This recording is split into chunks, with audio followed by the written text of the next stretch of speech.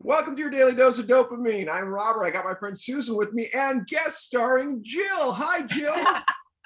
Hi. She's from Canada. Jill from Canada, who happens to be in Molokai right now. You're a friend of Susan's, but beyond that, tell me about you. Well, I'm a human being that arrived on the planet a number of years ago and fell in love with nature. And so that's been the thing that's carried me through on this planet, is just hanging out with nature. And that's how I came to meet Susan, is because she's got a really cool relationship with some animals here in Molokai. How did you guys meet then specifically? Were you diving or what were you doing? Yes, we were. She was in a dance troupe with dolphins, wild dolphins.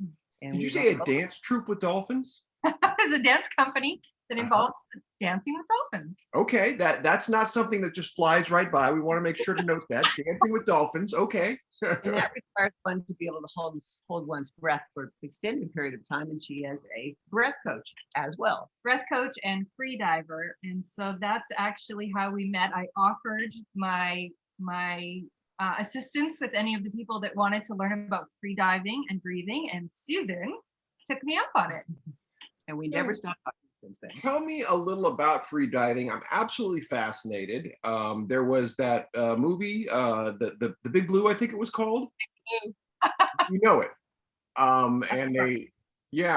Tell me about your experience with it. And I know it's a very metaphysical thing that you really get spiritual and into yourself. Tell me about deep free diving. Well, the first time I free dove, actually free dove to depth, I went to 88 feet. And that's at a significant depth for your first time going deep. And the thing about it was I felt at home in my body for the first time. And it wasn't like I walked around on the planet not feeling at home in my body. I didn't realize really what was happening. But when I was down there at depth and all this pressure was around me, it made me get in. And being in there and being comfortable, really comfortable, I recognized who I am.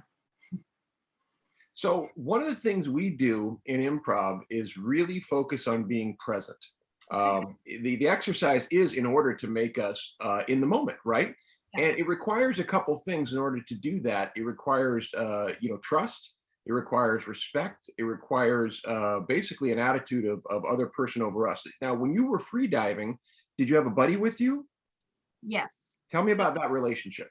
Yeah, so actually I didn't know this person very well at all, but I had watched them dive before and also just watched them on land and saw how they interacted with animals, saw how they interacted with people, and interacted with myself. But most importantly, I knew that they could rescue me. I just knew, that intuitive sense. I felt safe, because to tell you the truth, later on, I found out more about this person, and it wasn't necessarily my favorite kind of person. But I still, even to this day, would trust them with diving. That's fascinating to me because, like you say, we have our first perception of who that person is, and then you went ahead and you put your life literally in this person's hand. I've been to 95 feet on with a scuba, and that was, to me, it was something where I was lost in the moment following a cliff dive to the point where it was so beautiful. I was so overwhelmed. I just, it was far further than I meant to go. But I can very much empathize with what you're saying about feeling at home. I have always kind of fantasized about being a dolphin, kind of like that's why that movie spoke to me. Yeah, it sounds like it is to you too, that relationship about just wanting to stay under as long as I can.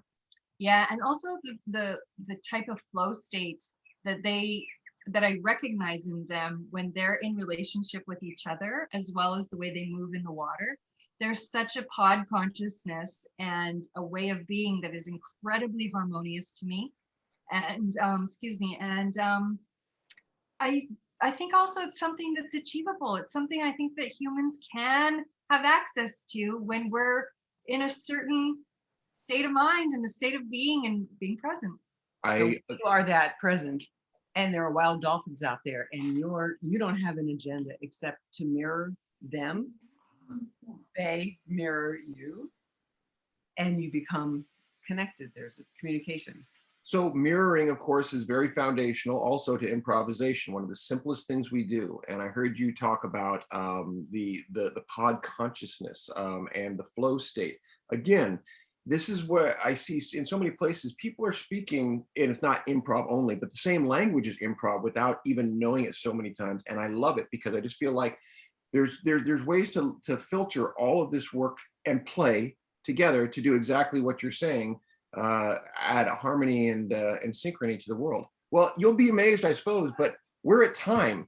That's 5 minutes. I know. That's what happens. Because we were in a flow. Yes. Jill, final word about freediving, dolphins, love, anything you want to say?